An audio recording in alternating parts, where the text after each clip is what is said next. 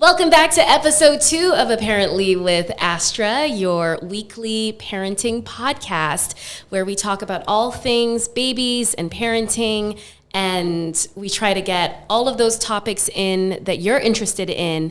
And I feel really good about episode 2, getting episode 1 kind of out of the way because you have all of these expectations, and it was fantastic. Once again, I have to thank Dr. Tracy Archer for being my first host. What a great way to start off the show. If you haven't seen episode 1 yet, I encourage you, head over to Besocial Podcasts on YouTube and type in Apparently with Astra episode 1. And we're also streaming on Spotify and Apple Podcasts, so you can listen in your car, you can listen while you're doing the dishes at home, and you can get all of the audio there. Now, we are on to episode 2, yes, and we've got 2 lovely ladies for episode 2. We have got Erica Hinkson. Hi, Astra. Hi, Erica. How are you? I asked you first. I am doing well. Now, we got out of the car and we're like, oh my gosh, twinsies. Twinsies. Wearing the same color. That is a PCOS color. And I had no idea. Yep. I did a lot of reading on PCOS last night and had no idea the color for PCOS Awareness Month is teal. Yes. So we're Just right on target. The stars aligned, and here we are. It's meant to be. We also have the lovely Shauna Clarke. Hello. Hi, Shauna. Well, I'm doing great. You asked me first, so I'm going to ask you now. How are you doing? I'm great as well. Yeah? Perfect. Good. I'm really, really excited to hear about your story as well. And did I mention these are 2 phenomenal women in their own right, both mothers, both professional women, and also both PCOS survivors. You live with PCOS, and during my reading, I learned that it's one of those things that you will live with for the rest of your life. There's no cure. No cure at all. Well, not necessarily the rest of your life. I mean, there may be a cure eventually. But for right now. Mm-hmm. Yeah, people are really advocating. There's a lot of research, so maybe a cure will come along. Never know. Stay positive. We always have to stay positive. And, that's one of many things that we're going to be talking about today, your positivity, your mental wellness, how you found out about PCOS, and how did you realize that you were someone who was living with it.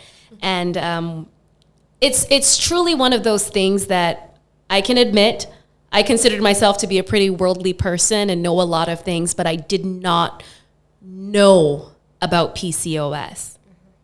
I have a friend, her name is Julia Mandeville, and she actually informed me about endometriosis. And through that, I learned about PCOS. And I know that it's something that a lot of women now, they live with. Yeah. And it's almost 1 in 10. Worldwide, yeah. 1 in 10. Stats in Barbados, it could be as 1 in 6 now, about that. Yeah. Do you think that we're doing enough, our health industries, are they doing enough to seek out and find these women? Or do you think it should be, as it pertains to spreading awareness about PCOS? I know that you're a part of a foundation, so are you. Yeah. Yes. We're doing what we can. We're trying. We're definitely trying. Because a lot of people like you, they just don't even know it exists. And then a lot of people have it and don't even know that they have it. Mm-hmm. Because they could be living with these symptoms and just Right. think, okay, well, it's just something I have, Something but I don't know what it is. I don't know what it is, but, let me trot on. But they're, they have PCOS and don't even know that they have it.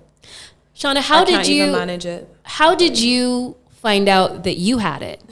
I found out that I had it when my husband and I were trying to get pregnant with our son. And before then, I didn't know that I had it. I was just living with symptoms. And what happened? The doctor I was going to previously, I always had a very irregular menstrual cycle. I would have a period for weeks at a time, and then a period for, without a period for months. And I was like, that's not right. But they always said as a teenager, it'll settle down. Don't pay any mind to it. It'll settle down. It'll be all right.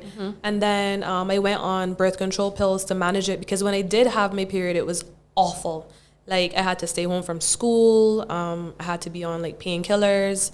like there would be upset stomach, I'd be vomiting. It was just terrible when I actually did have it. So I went on the pill to try and regulate it. And this is as a teenager? As a teenager. So I wouldn't miss CXCs and school and all that stuff. Wow. And that's a big decision to make as a teenager. Yeah, definitely. I commend you. Yeah, well, no, not me. My mom was like, oh, no, I need you to be able to, because who wants to miss an entire, CXC?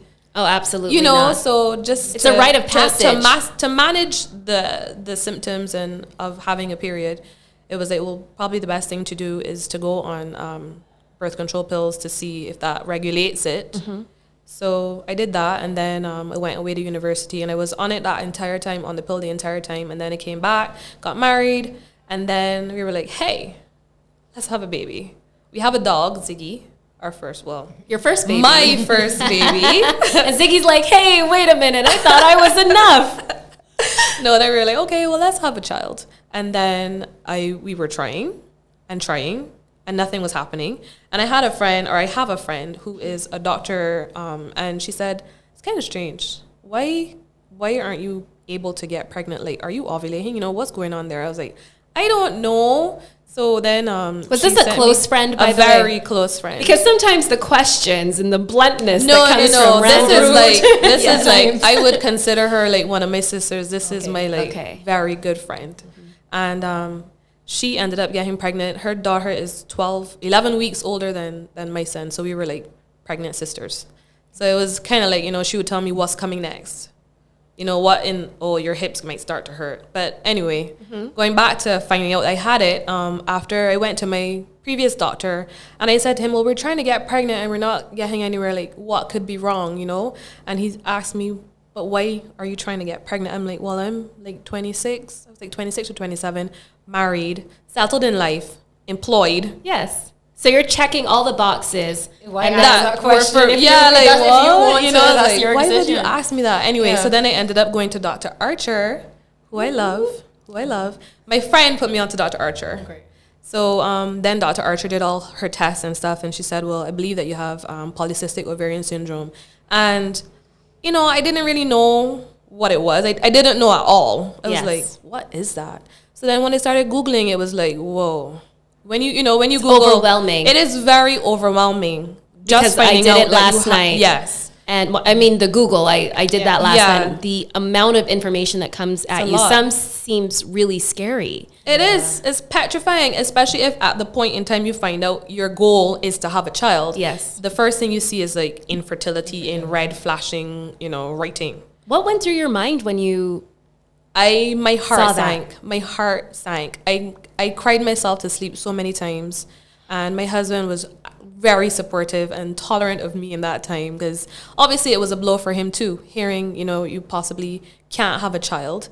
So I went to Dr. Archer, and she prescribed some medication to regulate my insulin, and it made all of my hair fall out. Like all of the middle of my hair fell out. I had long, relaxed hair, and it broke off to maybe a centimeter long.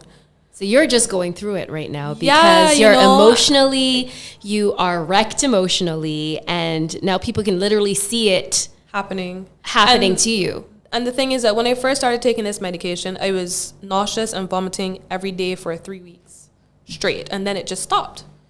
So then I was on this medication, and I'm like, okay, nothing's happening yet. And then I went back to Dr. Archer. She gave me a different I can't remember what it's called right now, but it was really expensive.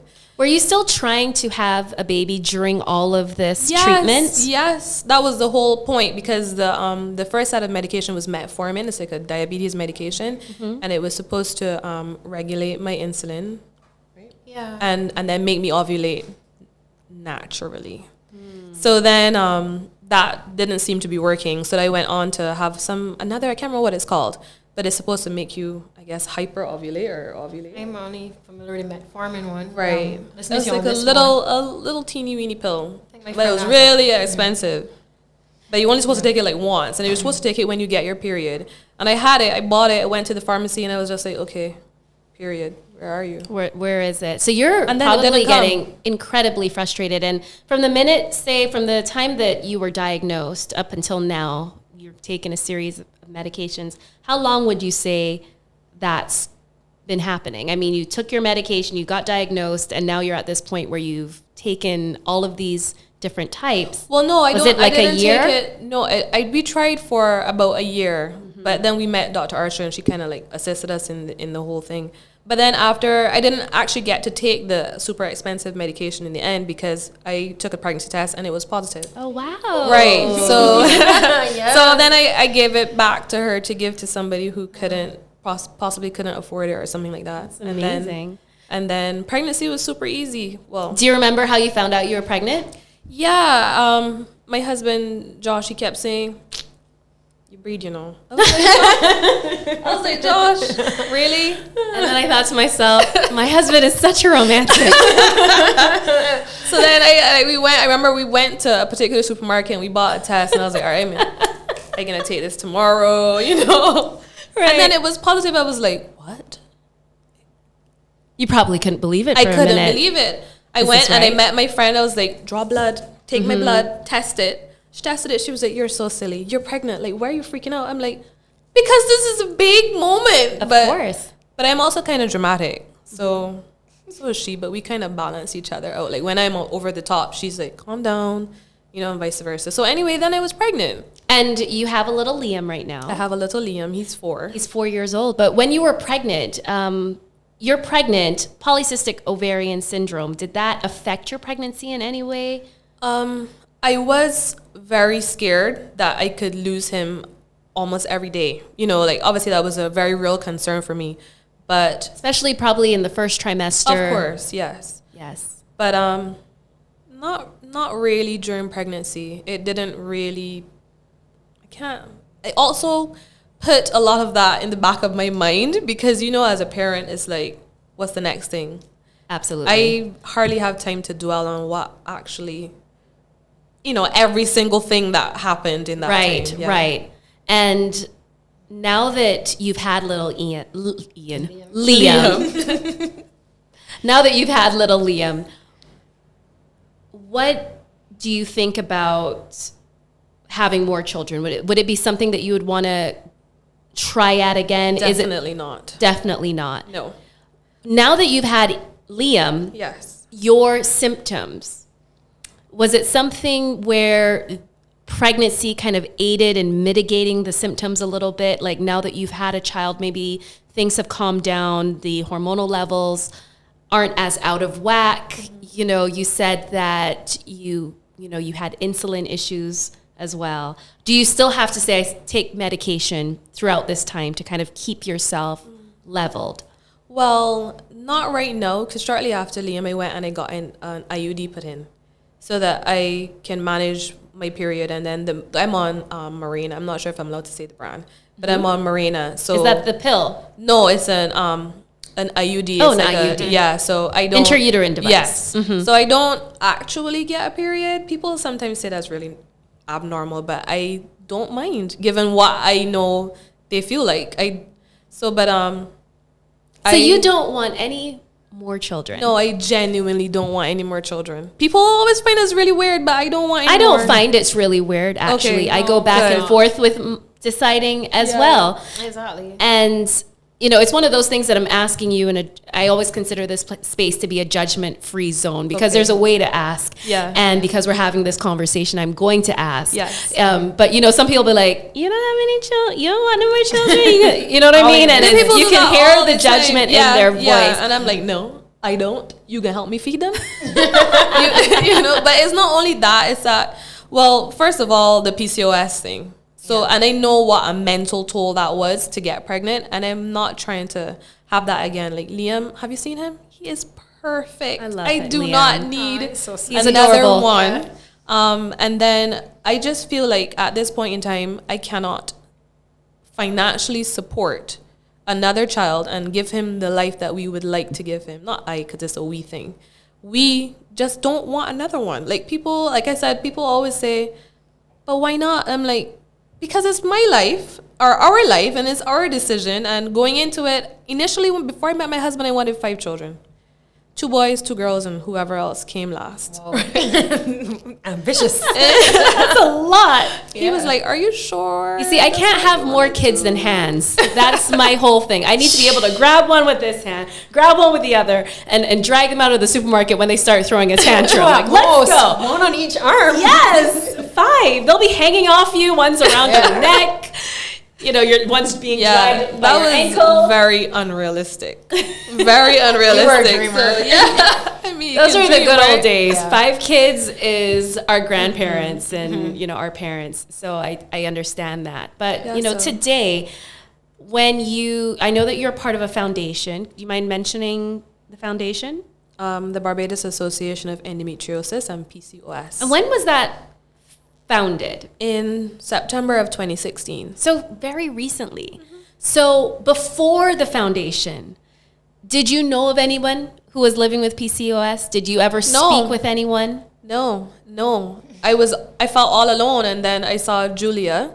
She had a blog that she was posting about her children as her pets, and I was like, hey, we have that. And then we got to talking because Liam was born in June, and I mean, it was right after he was born. I started talking to Julia about having children and my difficulties with PCOS, and I knew she had endo, and so we just started talking. And she was like, "Hey, do you want to come on board with this association that we're trying to form?" And then I met all these other lovely ladies that are suffering with various illnesses. Some have PCOS, some have endometriosis, some have both endo and PCOS. There's fibromyalgia. There's a plethora of things. The long word ones. I can't even pronounce. You know, it's interesting to me because you mentioned that you didn't know of anyone who had it prior to the foundation beginning. Yep. Now that you are part of the foundation, you know of people who do have it, but was there a crossover from, okay, well, I knew you back in 2015 and you didn't mention it? Or and are you saying that you also didn't mention it? It wasn't probably something that came up in dinner conversation. Right. I understand. It's like, oh, by the way, pass the potatoes, and I have PCOS. Yeah. You know, you don't say it like But that. some people just didn't know back then either. So then even like, the people that I met through the organization, you know, it became like I don't know, hey, you have this, I have that too. What do you do? This is why, you know, like you exchange stories and you get to know, well, I had that same thing happen to me. And then even now that I am, I guess, more vocal about it, because I do not want anybody to ever feel like how I felt when I first found out.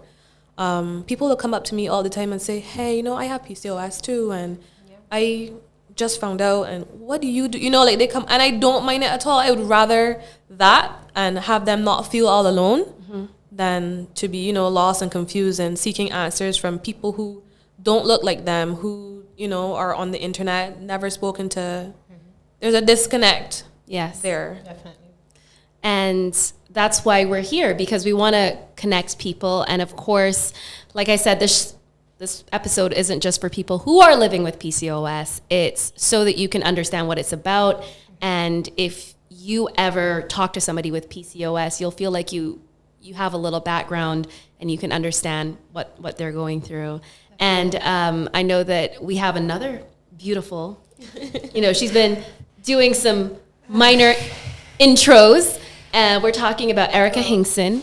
And I've known Erica for a couple of years now. We became like Facebook buddies, and I've been following her with her little baby, Sydney. Sweetheart. And I'm sure you follow baby Ethan, so we've got that. I follow everything you're doing because I think you're great.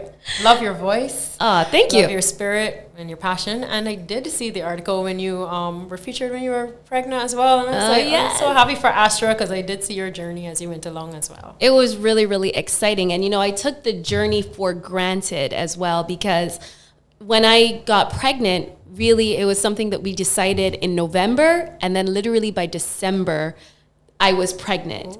And it was just such a whirlwind, because I thought to myself, oh, I'm going to enjoy this. We're going to do it all the time. It's going to be 6 months of it. And then it was like, oh, and, you know, here we are. Peed on the stick and you're pregnant. Let's get to business. The ball is rolling. Yep. So, Erica. Astra. I had no idea that you were living with PCOS until probably 18 months or so, you started discussing it more and more online. Yeah. And I was reading about it, and like you said, nobody knows what goes on in people's personal lives until they're ready to talk about it. Exactly. We take a personal decision sometimes, and sometimes you think you're alone. It's a personal journey. This is not something to discuss. Maybe there's a little shame to it, and all these different things. And then maybe youth as well. And then, of course, there weren't the platforms in the same way of people embracing on the level that they do. So as I went along, probably that's why I spoke later down, because I've been diagnosed since I was about 20 years old.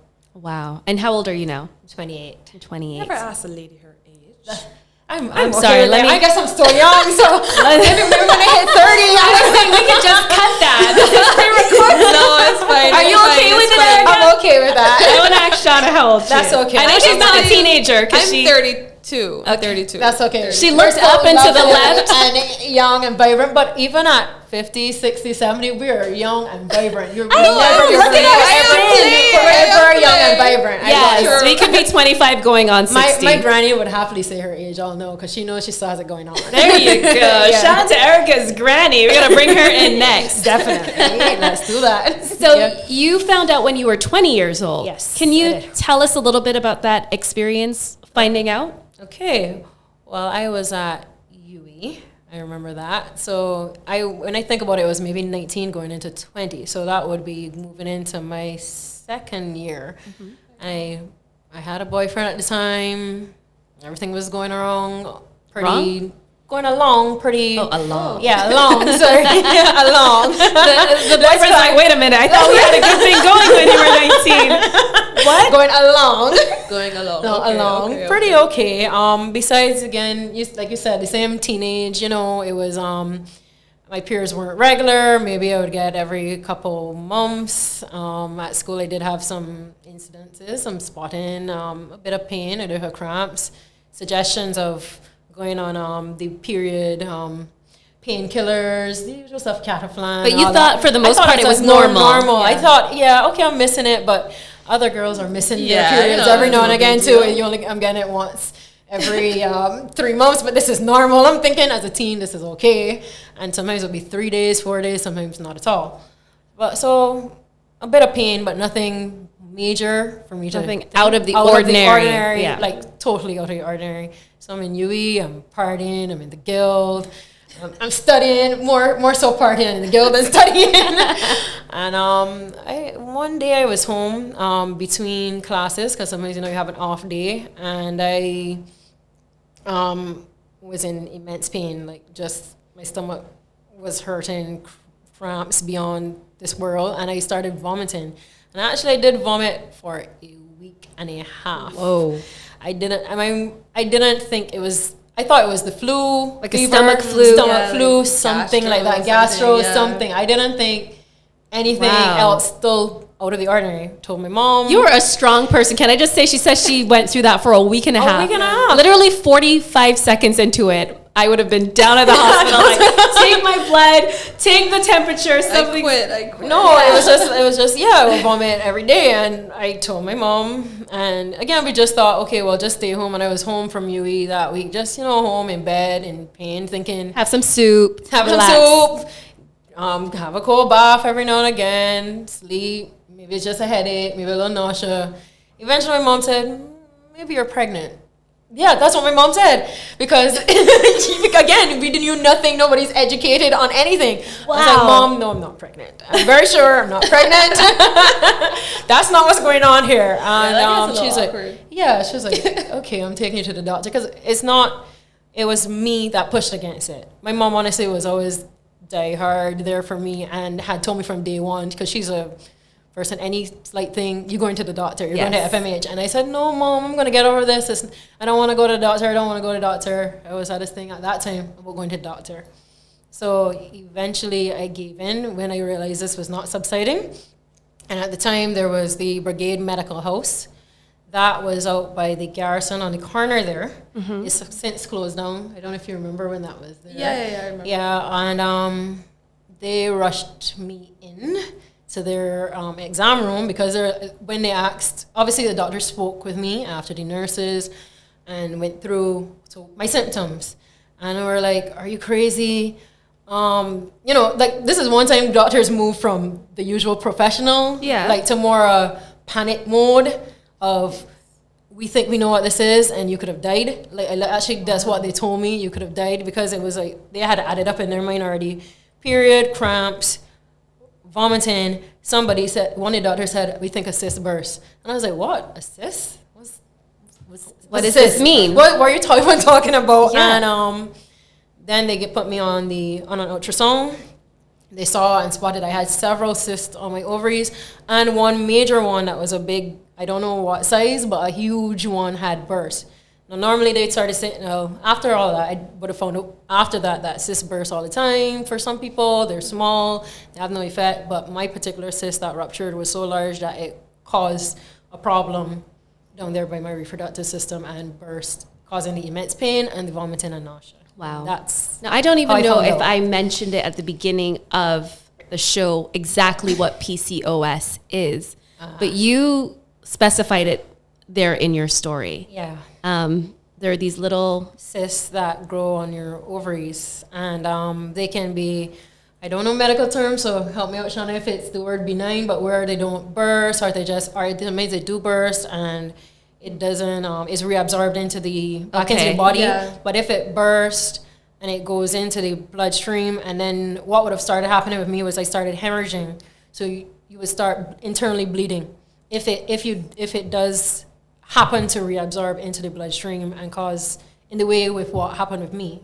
Like I said, normally for some people it could just reabsorb in the body and you're okay. You're fine. But for you, it was a more dire situation. Exactly, with the bleeding. It's also important to note that not everybody with polycystic ovarian syndrome has cysts on their ovaries. No. I have them on you both do. of them. I have bilateral cysts on my ovaries, yeah. And I do get the rupture, but never as bad as that. Wow. But it is very painful. So what can the doctors do at that point? You're in severe pain and these cysts have ruptured. Mm-hmm. Is it something where they take you into surgery immediately? They take you into an emergency. Sorry for tripping on that. Emergency procedure. Mm-hmm. I didn't get surgery, so it wasn't invasive, but I know they had some type of pump type system that did pump out whatever liquid was in there, and excess liquid. Because it is poisonous if it gets into that certain part. It's kind of like poisonous. How are you feeling at this point? Because I'm trying to imagine you laying there in the hospital bed. You, at one point, were just a 19/20-year-old student partying in the guild at UE. And now you're laying in a bed and they're pumping you, trying to get, these cysts under control. Yeah. And are they telling you anything at this point? No, I was. Had they defined what it is at this point? No, they still didn't tell me anything because it's just panic mode and emergency, and we need to keep her stable and alive. I was not even really aware of anything that was going on. It was the consultations after, once I got everything settled. Not even that day, because obviously it's like after they got me under control and I was rested and everything, I did go home later evening, because that's like morning time. Left unattended, can PCOS kill you? I don't know. I don't think so, but if it's unmanaged, it can lead to type 2 diabetes. Cancer, I guess, in that way. Wow. It's the things that can spiral from after the PCOS unmanaged can lead to death. Yeah. So what was life like for you post that hospital trauma that you went through, that experience? You went back home. Did you say, okay, well, I'm going to go back to school. Let me just carry on living my life. I'm young. I don't know if I want a baby right now at this point anyways. Is it something where they said, okay, you need to start taking your medication as well. You need to probably go on the pill, this and that. What was it like for you? Well, after that, like I said, after the resting at home, I had to go back for follow-up consultations to actually discuss what it was. Because remember, by this point, I'm still clueless. You still don't know. I was just resting. I had to give in a letter. I think that my mom probably delivered that to the law faculty at the time I was in, and to say what medical, I was going through something medical, and I got a little bit of time off. So that gave me time for the consultations. And I then found out, yes, infertility was a big thing. And I did cry, even despite 28 years, even though I didn't want a baby then. I always knew I wanted a baby sometime in the future. Yeah. And I think it's a primal thing that's always at the back of most women's heads, that will have time to do it, especially at 19, 20. It's so far into the distance, though, you can't even really access it. But then when somebody kind of takes the option away from you completely, you feel stripped. It's upsetting. You feel stripped. You go into panic You feel mode. stripped. And for sure, I went to my mom crying. My mom was like, when we get to that bridge, we'll cross it, don't worry. And just trying to comfort, but I felt like I still wanted more. Yeah. I think I wanted more then, and I still was living. So they would have gone through the options telling me have a better diet, a better exercise, but they didn't specialize in PCOS. The doctors were more general practitioner doctors. So it was about 3 years going on then after that I found out about Dr. Nicole Durham, and that's from Julia. So I guess what we Dr. all have in Durham. common is Julia. Yes. I met her through a mutual friend, and I mean, this is even way before the organization was started, and she said, there's a woman that could help you with this, She said, I have endometriosis. You've been diagnosed with PCOS, because like I said, they put a name to it and explained as many things as they could about it, but it still wasn't a specialist. So I said, okay, I'm going to go to this Dr. Nicole Durham. And I started from then at 23 with her. And I would say, changed my life. Yes. Because I learned the types of foods I was to eat. She said, cut out simple starches, simple sugars, pastas, bread. You need to exercise. This type of potato over this type of thing. If you are going to do pasta, this thing. And I went on an exercise journey. I went crazy with it. This is how I remember you. yeah. She became this nutritional / fitness kind of guru. Exercise junkie. I'm sitting there on the couch eating my chips and wingdings, and I'm like, man, she is really going at it. I am so impressed. Can you pass wingding sauce real quick? But you No one made knew it. why. No one knew why. That was my focus. Honestly, was better lifestyle. Yeah. But I wanted a kid, and no one knew. And I'm here lifting all these weights. They're like, "Oh, she's just really into fitness." I was like, "Yeah, I kept it a secret. I'm into fitness. I'm into this food thing." But I knew my goals. I can say that you are very goal oriented. I mean, a lot of people, they talk the talk, but they don't necessarily walk the walk. And they say, "Oh, I really want this." Yeah. So, but they won't necessarily, try to put in the work effort towards to it. do it. So the fact that you did is incredible. Thank you. When it comes to non-medical treatments, things that you do for yourself, is there anything that you do for yourself when it comes to making sure that you mitigate the symptoms as well? Because she Diet. mentioned diet. Diet and exercise. What's your And diet like? So I tend to avoid simple starches.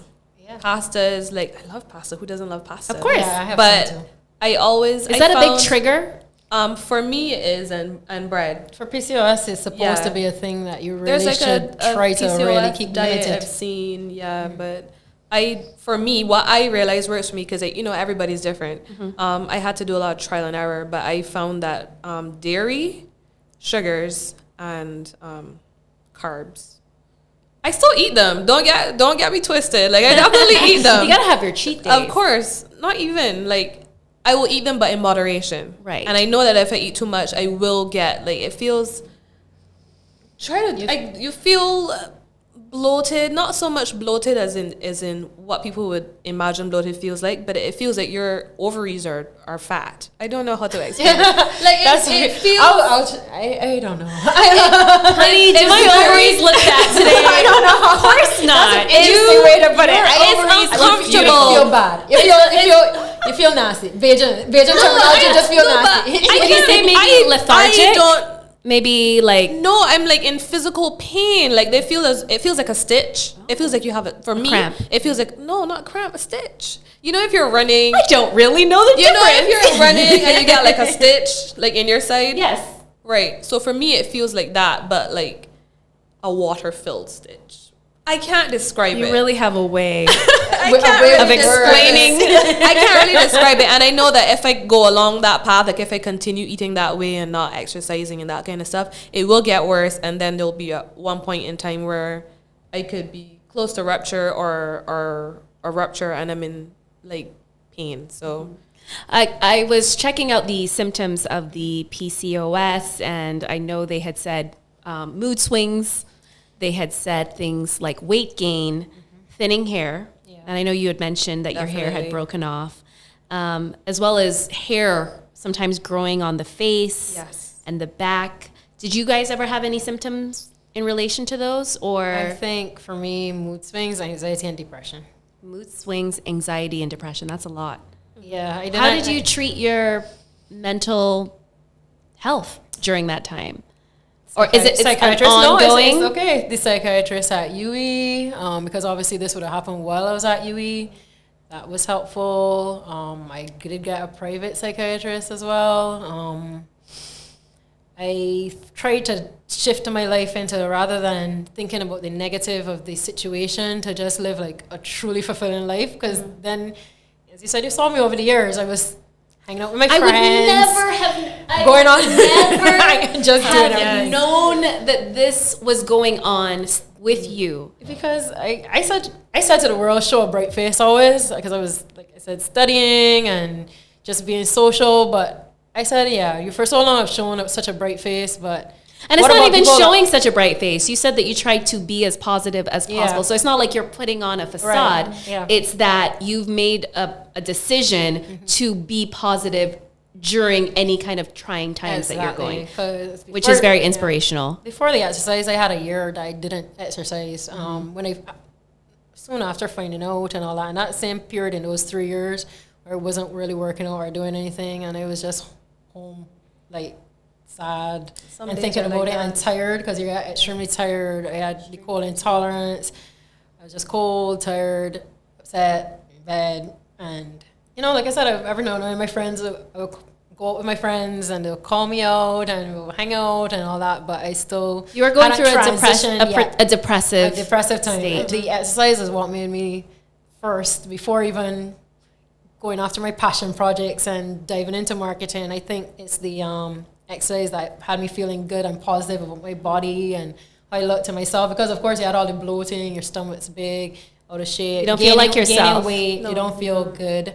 And then furthermore, being on the birth control, that did make me gain another 15 pounds. The shots that I should never have gone on, but bad advice from a nurse I did encounter. And even though I did express I had PCOS, because they didn't know, they're like, oh yeah, you have PCOS, you could still go on this birth control. This is not going to affect you. It's not good for you. Not a good reaction. No, it wasn't, because I was on the depot. And by the time I went to Dr. Nicole Durham, like I said, she was after all my trial and error things. The line of my uterus had further depleted, and she said I further reduced my chance of having children. And that made me even more upset. Oh my gosh. Yeah. Now, I just want, before we move forward, I just want to say that none of us are doctors here. Yeah. These stories are their personal experiences. If you feel like you may be living with PCOS, if you are having issues, conceiving, and that is something that you want to do, the first step is to call your doctor. Yep, and check with them. because everybody is different. Definitely. And what may work for you may not work for someone else. So we just want to make that clear. Exactly. When we're mentioning brands and this and that, that's the disclaimer. Okay? It's just what we did, but personal experience. But it might work for somebody else. Absolutely. Things might work very well for another You must person. have hit the floor when you heard that your chances had depleted. I was so upset, because she was like, "Okay, I already knew from before I was anemic, because that's another thing. You don't produce much iron, so you have to be either trying to take the iron supplements, the spinach, the tablets. Well, I can't even take tablets, so that was horrible. That was horrible trying to force those. I'm not a big fan of tablets either. I was always the kid that my mom would cut a Panadol into threes. Threes. I couldn't even do halves, and I just. You're trying to force it down your throat, and you're so none of these things are working, and then you tell yourself, okay, you're lacking iron. I got to a point, what was the great news? There were good turning points, so I don't always want to say that this was, because I would have gone in the past to donate blood. They might have said, you can't donate right now, your white blood cell count is low, you're clearly anemic. So all of this exercise, food, diet, within 2 years, I was no longer anemic. My body had produced iron all over again. It was only through pregnancy that I started getting drained, and now I am lacking some iron, and baby Sydney doesn't get all the iron she needs, but there's supplements for her, supplements for me. I don't know if she's old enough for the iron fortified cereal, but Ethan's on iron fortified cereal. So I gotta try that. Yeah, I just mix it with milk. You mean the rice cereal? Yeah, the rice cereal, Yeah, oatmeal, all of that is iron fortified if you want to. Excellent. So absolutely just a little, A little tip for you. Yeah. Mom to mom. Absolutely. Now, mom to Mom mom. to mom. That would have been a good podcast name too. Stefan, should I change it? Write it down. We need to write that down. I think you guys should do that podcast. That'd be cute. Mom to mom. So after the exercise, after the diet, after following your doctor's advice, something big happened. You had great news. Magical. Yes. I couldn't believe it. I got pregnant. Yeah. Did. Yeah, after years of thinking I probably won't, and trying to accept the fact that I may not, because of being told how low my chances were, it happened. It just happened. It just happened. Yeah. Were you actively trying during your, your road to physical wellness and mental wellness? Were you actively trying, or were you, like you said, you were just kind of accepting? So were you just living your life and it happened? I was living my best life, as always, and working out and eating right. Saying that someday I'll actively go and try with my partner. But it was actually after, as I said, they find out from Dr. Nicole Durham, these birth control shots you're doing, this is not good for the body. And I was looking and thinking at all the other things I could do to manage it, and I'm not good with the tablets. Honestly, I flaked on the liquid supplements and the treatments and the medication. So I was doing nothing at the time. And when you come off of birth control like that, you know what could happen. You're off of it, and there you go. There you go. In tutus. Yeah. Boom. Here's Sydney. Exactly. And how old is Sydney now? Sydney is 6 months old. She will be 7 months, September 25th. And Sydney's already like at the front page of newspapers, and she's already making her. She's one of those hardest working babies in BIM. Yeah. She actually won the nation's cute kids competition. Yes, she did. Yeah, she's adorable. But I say all babies are adorable. So I just think it was her smile. I love her smile. It's this little gummy, toothless Wait, grin. that was your... Oh, she's so cute. Oh, thank you. Oh. She's like adorable. No teeth. She's just a gummy bear. She's a It's so gummy cute. Sydney, like gummy bear Sydney Gums. She has a lot of nicknames on Nateet, Sydney Nateet, Aline. Yeah, so I think she's just ready for the world. You gotta follow Sydney on IG, man. She needs her handle already. No, that's what people are telling me. But I think she's just ready for the world and positive and happy. And I think I shower her with love because you said you would talk pregnancy, so I did in my first trimester have a complication. So I feel like that even more so pushed me like, this is my blessing, this is my miracle baby. For sure. I'm 100% Do you mind me with her. asking what kind of complication? Well, I had excessive bleeding. A close friend of mine who's actually a workmate was driving me home from work one day. For some reason, we decided to do a carpool because we were working for years together, and we would drive separate cars. But we said we're going to carpool, and we had started that carpooling thing. I would drive her, she drove me for a couple of months, and she was driving me home. And she just looked at me, and like I said, I was pregnant a couple weeks, so maybe it was a good 8 weeks by then. Definitely So first trimester. Yeah, so she looked at the car seat and said, "Oh my gosh, you're bleeding. Oh my gosh, this car seat is soaked. Did you not notice? Stop, get up." No, because I think I'm accustomed to a lot of different discharges and different things with the weird periods and the stuff in my life. So I don't think much of. And it was my first pregnancy, so I don't know what is normal. What's not expected. normal. Yeah. So when she said that, I said, "Whoa, okay." I called my partner immediately, Sergio. I rushed in the shower. I was like, again, bleeding. I called. I'm trying to imagine being in that situation and trying to hold everything together. You gotta hold it together. We have to have a supportive partner for sure. Mom, everything, and we were calling. Call FMHI is my emergency thing usually, but Sandy Crest was the closest, so they called Sandy Crest. He said, he said to me, "We're going to Sandy Crest right now." We went immediately. Was it PCOS related? It was PCOS related, so it would be a case whereby the lining of my uterus was tearing more. I think what is it that holds in the baby, especially with the PCOS? Your cervix? Something in that area was whatever holds in the baby with the whole sac. I was going to say the amniotic fluid. Something was tearing. Something was tearing. Something was tearing. So did they prevent it? Membranes. I feel like it might be membrane. A doctor. This is why we need doctor on the show. They're going to be looking at this like, what are those girls? Disclaimer, we are not doctors. Something was tearing. Something was tearing. They weren't whatever it was. It wasn't normal. They said they're not sure. They're not a specialist. Again, Chris said we're general practitioners.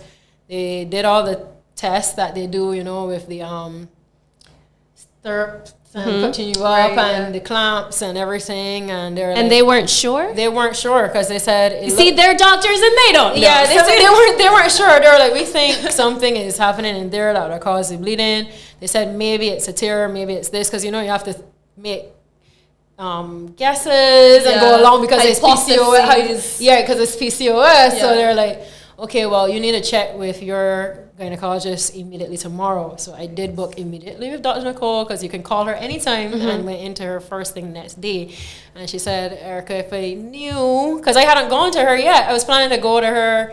Because actually 8 weeks is when you start going I was going to book that soon with her to start going with her. But the episode happened before you could make the appointment. And so she examined you? She examined, and she would have said, I have to go on the progesterone shots immediately, because if I don't get these shots, which are the ones, of course, all of them you get in the butt. You would know that with the birth control. Is that true? The other shots. I got the butt. I mean, with the birth control shots, you get in the butt. The progesterone shots, you get in the butt. So that hurts. You know that hurts. I'm terrified of injections. I mean, is that a daily thing? It's a weekly shot that you had to get for the majority of what the a thing pregnancy. to look forward to. I got about 25 or 26 or something shots.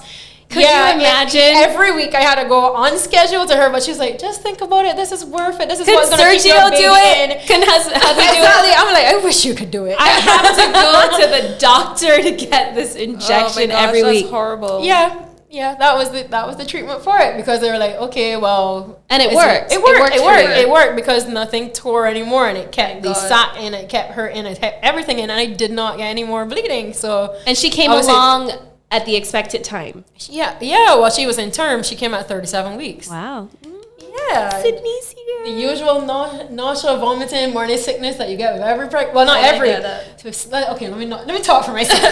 With some pregnancies, and the cravings, and I vomited in UE graduate studies lobby, because I'm studying again my master's, and I would have. That's my fault, though. I feel like I didn't. I was going hard. A lot of us have thrown up in a lot of questionable places. All right, we don't need to get all tied up in that. We don't even need to talk about that. First day of class, I am pretty sure I rushed the tongue and bought a new leggings before class and everything. But as pregnancy stuff, to me, those are normal. I was actually happy that I was getting all the normal pregnancy stuff. I know people say, "Oh, these are so horrible. This is pain. This is." I totally get it. I was just happy that everything was functioning normal. The throwing up, the morning sickness. Yeah, that one excessive bleeding episode. I just was like, I just want everything else to go normal, and everything else did go. See, Shauna's attitude is different to it, and she made the conscious decision not to have any more babies. Not to say that can't take that chance. I wasn't nauseous with Liam. I didn't have morning sickness. I didn't even really know. Isn't that hilarious? She had none of the symptoms. None. So her pregnancy, for the most part, was smooth sailing. That's what I'm saying. Like it was pretty easy. I mean, I got like hip pain going on to the end. That was. But that's normal too. Pelvic pain and all of that is so normal. Now I know that Shauna said she does not want any more children. Erica, the $50,000 question. I don't have $50,000, but Monopoly dollars, imaginary in the air. Here we go. Jeopardy for $50,000. Yeah. Do you think that you would go through it again, have another baby? Definitely. Yes, I want one more. I want a boy now.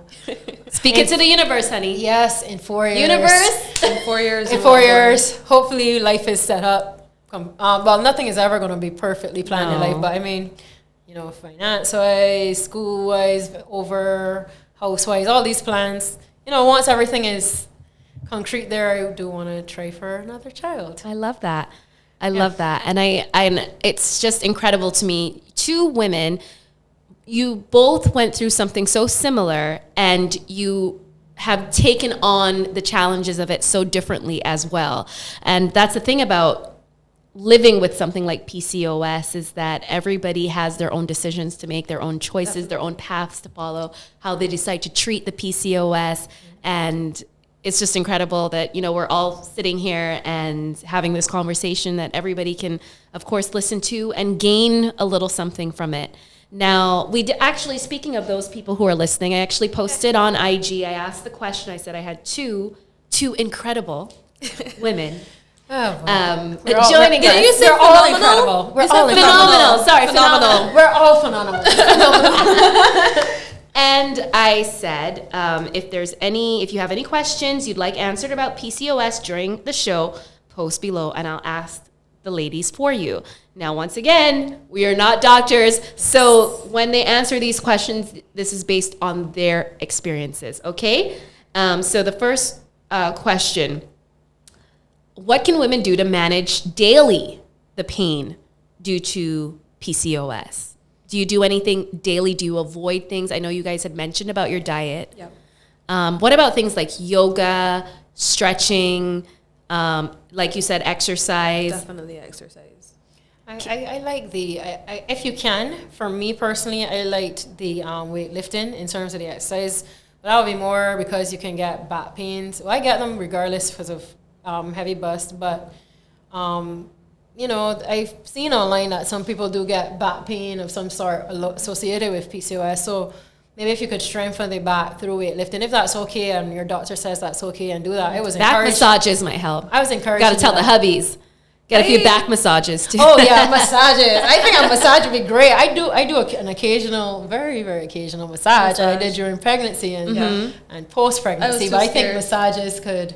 Oh, you were scared to get a pregnancy massage? Yeah, they're specialists. I was scared to even get a pedicure. Like, I was just like, no, my one little dot in this entire world, and I'm not taking any chances. I wouldn't drink Coke. I understand. I wouldn't have coffee. I wouldn't go around people that were smoking. Like, now that Ethan came out okay, I'm like, well, I did have deli meats. I did. I'm sorry. I love ham. I had sushi once, not knowing, it's not knowing because I did know by a certain point. Dr. Nicole did give me, you can't have raw fish. She gave me a whole list. See, that's why I like Dr. Archer. Dr. Archer was like, everything in moderation. You're gonna be fine. Don't freak out. Yeah. Just carry on living your life. Of course, don't overindulge in anything. And for the little foods, be cool with it. Exactly. Have a little bite. You're gonna be fine. I forgot honestly, and I slipped one time. I had sushi and a friend lambasted me about here. And anybody who's commenting underneath this video and saying we don't want to hear it. Okay. Funny enough, before I found out I was pregnant, I was having pain in my mouth. I had to go get like a cavity fill, the one single cavity that I have, and I kept saying to the dentist, I was like, I can still feel it, and she kept like pumping more. Like Novocaine. And then like a week later, I was like, I'm pregnant. So I went to Dr. Archer with like a list of questions. I drank Coke. I had dental. I had like surgery. And I had all this numbing agent. Is that okay? She's like, Shauna, yeah, you're fine. Well, I actually called Dr. Archer because I dropped into a pothole one time, and I was like, I'm pretty sure everything got dislodged. Because you're panicking. I was panicking. So I'm just saying that it's completely normal when we freak out. It is. I called Dr. Nicole a night after I went to a social fundraising event, and I thought the water, I don't know what happened, but it was a false labor. But she did. It was important to call because it was because even though because there was some water and some trickling, it wasn't my water that broke, but I still took her advice to go to QH and get it checked out because it did turn out to be something. A false liver was still something, you know. The Braxton Hicks contractions, and I did deliver 2 days later, so obviously something was triggered. And you know the mucous membrane did start to come down a little bit. I dilated a little bit, so it's good that it didn't happen that day. You were just tuned in. You were tuned in a little bit earlier than usual. Yeah. Okay, another question. Somebody asked. And this, by the way, it can be a completely anecdotal response on what can be done to deter the growth of facial hair. Is there anything that you can use for that? Is it just hair removal that you would recommend? Do you guys discuss this stuff like among the ladies? I get laser hair removal for my chin because I did have a little. I've always had it. Yeah. But I get laser hair removal, and that's all I do. I know some people shave, some people use the Depil creams or whatever, but I get laser hair removal. I just shave my legs. I don't think I have an excessive hair problem. Facial hair, yeah. I don't have the facial hair problem. Maybe hair on my legs might grow every 3 days or 2 days after I shave, but I would just shave once a week. My favorite hair removal right now is sugaring. I love it. I get sugared other places. Yes. Same. I love it. I would never sugar back. I want to know. Tell me about this. This is a new thing. Can I just tell you that it's not as delightful as it sounds, as in sugaring. Not. You know, it's like, oh, that must be good. Sugaring. No, there's still a level of like pain for sure with it, but I find that it hurts less than waxing, and I find that the hair grows back thinner and slower as well. Agreed. Okay. I have a friend with PCOS that has been trying to get pregnant for 6 years. To no avail. Any suggestions? That's so sad. Like my eyes are starting to get a little teary because that is hard. Mm-hmm. It's a really dark place when you're trying actively to get pregnant and you're not getting success, and it's almost like you give up. Yeah. There was the regional discussion that I mentioned. There's a link on the endometriosis and PCOS Facebook page. So I think it's Barbados Association of Endo and PCOS. That's the one on Facebook. Yeah. And the link to the regional discussion, which is a discussion for about an hour and a half, there is a segment in there that's specifically on infertility where they called in a doctor from St. Lucia. I don't remember her name. I know she was a white lady, and she gave a full account of Is it on YouTube? I know it's on the Facebook page. I'll try to see if. What's the name of the Facebook page? It's Barbados Association of Endometriosis and PCOS. So I would recommend for that person that asked, Barbados Association of Endometriosis and PCOS on Facebook. Go follow and check out the videos. There's a video, right? And she talked all about IVF. Her clinic, her work in St. Lucia, she talked about IVF treatments in Barbados, all across the Caribbean, and what people are doing. And because IVF can be costly, and she recognizes that with herself having a fertility clinic, but she also gives suggestions outside of IVF on things that could help in terms of increasing chances for getting pregnant. All right, ladies. Well, I think that was a fantastic conversation, and I feel like I know so much more about what it's like, and for you to humanize it and put a face to the syndrome is really, really important. Now, I know that you guys have been doing a lot of FaceTime over the years. You're making sure that people know about it. You're spreading the word. Once again, the foundation is there. People can come to you for information. And, of course, you reach out as well to them so you can let them be aware and know what's going on. So tell us a little bit about the foundation, just really quickly. You want to start? I mean... So we do some outreach projects. We do, it's about advocacy and letting people know that these things exist. And then there's also opportunities for people who may not be able to afford care or, need grants to apply or, request, can you help me pay for my surgery? Can you help me pay for medication? That kind of thing. There are outreach projects with the schools, with churches, just trying to get information out there. And you also have to look out plug this. Plug this. We have this is my personal coffee. That's why it doesn't look as fresh. Okay, see, now I'm not wearing my glasses. My eyesight is so terrible. Bring it a little bit closer here. Let's go. Invisible, Not Imaginary, a collection of stories about strength and resilience for Caribbean girls. So this book focuses on stories of PCOS. Endometriosis. There you go. Okay.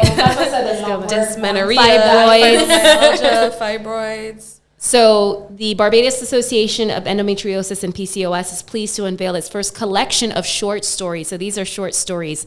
So you can dive into the chronicles of Jen, Naomi, Star, and 6 other Caribbean young women as they navigate life with one of these conditions. So where can someone find this book if they want to? Is it still available in bookstores now? It wasn't meant to be a plug for our company because, of course, I am in the book industry too, but we do try to distribute to all of the bookstores. So you can check everybody out. But we do as distributors. I can mention, Booksource is the main distributor of that. And this raises funds for the foundation, for things like research, for advocacy, for the volunteer programs, the school outreach, everything, the shirts, everything you could think of PCOS.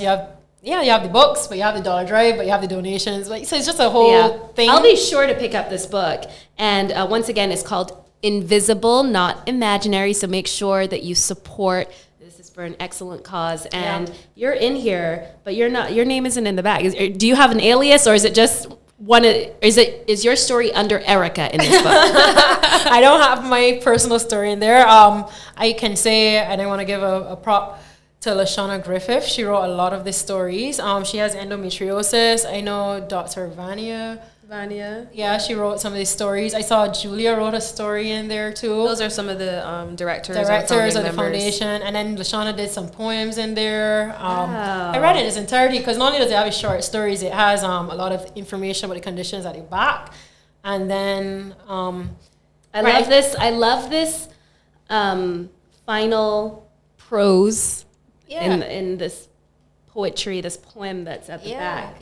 Everything. It says, and this is by Shauna Griffith. She says, and I think this is a great way to end the show. You are not defined by your condition, and you are not alone, nor are you invisible, because invisible does not mean imaginary. Perfect. Yeah, perfect. And I will say then, you have Community College bookstore. We definitely have it at the UE bookstore, at Erdiston bookstore, and like I said, check all the other guys because we believe in it has to be everywhere. So it's not just for our books. Check all the other bookstores. We also distribute to doctors' offices. It's at the hospitals. And you can also offices, just DM, the Barbados Association of Endometriosis and PCOS. You guys are on Facebook. You're on IG, and you can just get some DMs in and see if you can get. Where's the closest bookstore to you? Absolutely. Exactly. All right, ladies, I think that was a good one, a heavy one, but I really, really enjoyed speaking with you. And we cannot wait. Remember, September is PCOS Awareness Month, so look out for the dollar drives happening all over the island, and I will be sure to support as well. Thank you so much, Shauna. Thank you for having us. Thank you, Erica. Thank you, Astra. Thank you, everybody. Episode 2 of Apparently with Astra. We'll see you next time. Bye.